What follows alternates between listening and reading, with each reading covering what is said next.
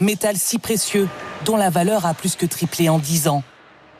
Un prix record qui a décidé cet habitant de Strasbourg... Monsieur ?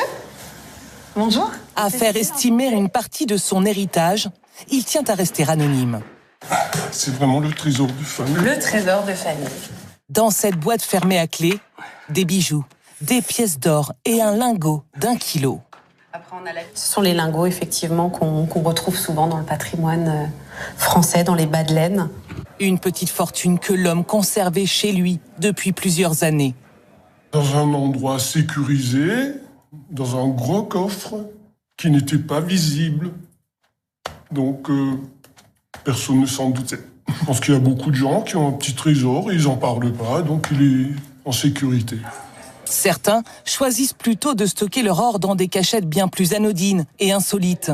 Effectivement, qui ont creusé dans le jardin, qui ont mis au fond d'un sac de farine, qui ont mis ça dans des cachettes, dans des vieilles maisons alsaciennes où effectivement ça a été caché. Et comme l'a très bien dit monsieur, le meilleur coffre-fort, c'est le silence. Ce propriétaire partira aujourd'hui avec un joli chèque. Un montant total pour vous, monsieur, de 236 105 €.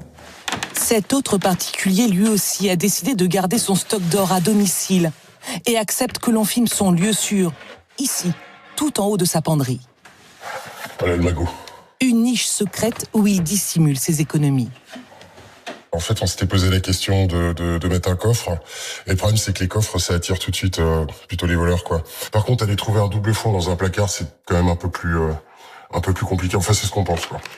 Il a troqué ses 120 000 € d'assurance vie contre des lingots en janvier dernier et refuse de confier son nouveau placement à une banque. En cas de crise majeure, il est tout à fait possible que les banques soient fermées pour des raisons de sécurité. Donc, si maintenant, du jour au lendemain, d'une heure à l'autre, il se passe quelque chose, je prends ça et je m'en vais. Donc, j'ai pas besoin, je ne suis pas tributaire d'une banque. C'est ici et je peux partir à la minute, quoi.